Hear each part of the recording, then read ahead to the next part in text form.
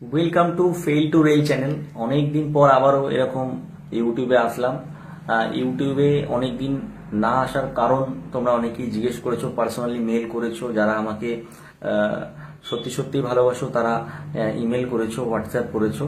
তো দেখো এখানে কারণ হিসেবে যদি বলি যে এত লম্বা গ্যাপের কারণ কি, তাহলে কিন্তু আমি একটা চাকরি অলরেডি করছি, অ্যাসিস্ট্যান্ট লোকো পাইলটের। এই চাকরি করতে করতে আবার অন্যান্য জিনিসগুলোকে করা কিন্তু খুব সহজ কাজ নয়। তোমরা যখন এখানে চলে আসবে এই চাকরিতে, তখন কিন্তু বুঝতে পারবে এখানে তুমি কতটা রেস্ট নিচ্ছ, সেই প্রপার রেস্ট নিয়ে ডিউটি যাচ্ছ কিনা, ঠিক আছে। তোমার ডিউটিতে যে ব্যাপারগুলো রয়েছে সেগুলো তুমি কতটা ঠিকঠাকভাবে হ্যান্ডেল করছো, এগুলো তোমাকে সবকিছু মেনটেন করতে হয়, ঠিক আছে। এছাড়াও তোমার ফ্যামিলিকে দেখতে হয়। তো আমি যেহেতু এখানে একা রয়েছি, আমাকে নিজেকেই সবকিছু গুছাতে হয়, নিজেকেই সবকিছু করতে হয়। তো যার জন্য আমি কি হয়েছিল যে এই বেশ কয়েকদিন আমি একটু আগোছালো হয়ে গেছিলাম, বাড়িতেও নানা রকমের টেনশন চলছিল। তো এখন সেগুলো আস্তে আস্তে আমি কাটিয়ে উঠতে পেরেছি এবং ধীরে ধীরে আমি চেষ্টা করব ইউটিউবে আবার রেগুলার তোমাদের সাথে থাকার। এখানে দেখো, যাদের CBT-2 পরীক্ষা রয়েছে, অর্থাৎ অ্যাসিস্ট্যান্ট লোকো পাইলটের CBT-2, অনেকেই তো পাশ করেছো, কিন্তু অনেক জনাই কিন্তু ভয় পাচ্ছ যে এবার কি হবে, আমার CBT-2 আমি ক্লিয়ার করতে পারবো কিনা। তো এখানে দেখো, আমি যেটা সবসময় করে থাকি যে তোমাদের ভেতরে যে শক্তিটা, সেটাকেই আমি একটু নাড়িয়ে দেওয়ার চেষ্টা করি। বাকি তোমরা নিজেরাই পড়াশোনা করছো, নিজেদের মতো করে এগিয়ে যাচ্ছ। দেখো এখানে একটা কথাই বলবো যে তুমি এত ভিড়ের মাঝখানে এই যে মানে লাখ লাখ পরীক্ষা দিয়েছে, সেখান থেকে তুমি প্রিলিমিনারি পাস করে একটা জায়গায় অর্জন করেছো, ওই লিস্টে নাম ঢুকাতে পেরেছো।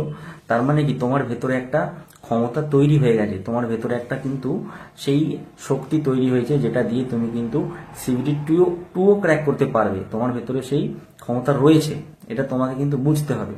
এই যে তুমি এখনো সন্দেহের মধ্যে রয়েছো যে তোমার হবে কি হবে না, এটাকে দূর করে দাও, প্রথমেই দূর করে দাও এটাকে, যে তোমার হবে কি হবে না তুমি এখনো বিশ্বাস করতে হবে। তুমি বিশ্বাস করো যে তোমার হবেই, তুমি এই চাকরিটা পাবেই, ঠিক আছে, তোমাকে পেতেই হবে। এই আর কয়েকটা দিন মাত্র, এই কয়েকটা দিন যদি তুমি সামলে না চলতে পারো, তুমি যদি এদিক ওদিক হয়ে যাও, তাহলে তোমার বাকি জীবনটা, মানে আমি বলবো না যে চাকরিই সবকিছু জীবনের, কারণ আমি এখন সেটা বুঝতে পারছি। তোমরাও যখন চলে আসবে বুঝতে পারবে চাকরির আগের জীবন, চাকরির পরের জীবন, দুটো কিন্তু সম্পূর্ণ আলাদা। মনে হয় যে চাকরি পেয়ে গেলে সবকিছু সলভ হয়ে যাবে, প্রবলেমগুলো সব মিটে যাবে, এরকম নয়। জীবন চলেই এরকম ভাবে যে সমস্যা আসবে, তুমি সেটা সমাধান করতে থাকবে, সুখ দুঃখ সবকিছু নিয়েই জীবনটা চলবে। তো এটা বলবো না যে চাকরিটাই সবকিছু লাইফের, কিন্তু চাকরিটা পেয়ে গেলে কি হবে, আমাদের মতো যারা কি বলবো সাধারণ ঘরের ছেলে মেয়ে, তাদের জন্য কিন্তু চাকরিটা খুব জরুরি। কারণ এই চাকরিটা পেলে তবেই তোমার আর্থিক অবস্থা, তোমার যে সামাজিক যে একটা অবস্থা, সেগুলো সবকিছু পরিবর্তন হবে। তো তার জন্য চাকরিটা খুবই জরুরি, তাই না? তো তোমার ভেতরে সেই ক্ষমতা রয়েছে, তুমি পারবে। CBT-2 তোমার অবশ্যই ক্র্যাক হবে, তুমি শুধু বিশ্বাসটা রাখো। আর এই যে কটা দিন রয়েছে, এখানে তোমার ফিজিক্যাল, তোমার মেন্টাল হেলথ, এগুলোর উপরে তুমি জোর দাও। তুমি কিন্তু কোনোভাবেই কি বলবো, মানে এই যে ভিডিও বা সোশ্যাল মিডিয়া, ফেসবুক, হোয়াটসঅ্যাপ, এইগুলো করতে করতে যেন ভটকে না যাও, ঠিক আছে। আমার বক্তব্য এটা, তুমি যে লয়েতে চলছো, যে ছন্দে চলছো, সেটাকে কন্টিনিউ যেন তুমি করতে পারো, মাঝখানে যেন কোনো ডিস্টারবেন্স না আসে, ঠিক আছে। দেখো আমি RRB JEE পরীক্ষা দিয়েছি, আমি বাস্তব চিত্রটা কিন্তু জানি, মানে কম্পিটিশন কোথায় চলে গেছে সেটা কিন্তু আমি জানি।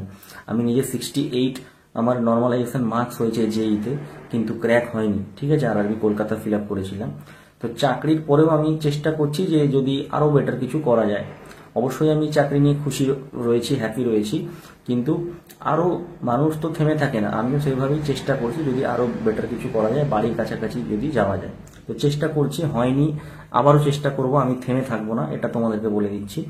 তো তোমাদেরকেও বলবো যে তোমরা হাল ছাড়বে না, ঠিক আছে, শেষ অবধি লড়াইটা তোমাকে লড়তে হবে। তো আমার এটুকুই বলার যে এই যে CBT-2 নিয়ে তোমরা চিন্তা করছো, চিন্তা করো না।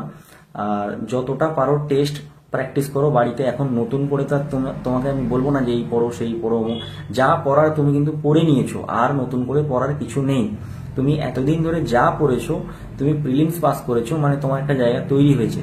তুমি শুধু তোমার যে কমজোরি যে ব্যাপারগুলো রয়েছে একটু একটু করে সেইগুলোকে স্ট্রং করো, যেটা স্ট্রং রয়েছে সেটাকে আরো বেশি স্ট্রং করো। সিলি মিস্টেকগুলো করবে না, আন্দাজে ভুলভাল কিছু ওখানে এরকম হয় না যে মনে হচ্ছে আমার আর হবে না, এই 70খানা করতে পেরেছি এতে হবে না, মানে আমি ক্র্যাক করতে পারবো না, আরো কিছু আমি ঠেকিয়ে দিই।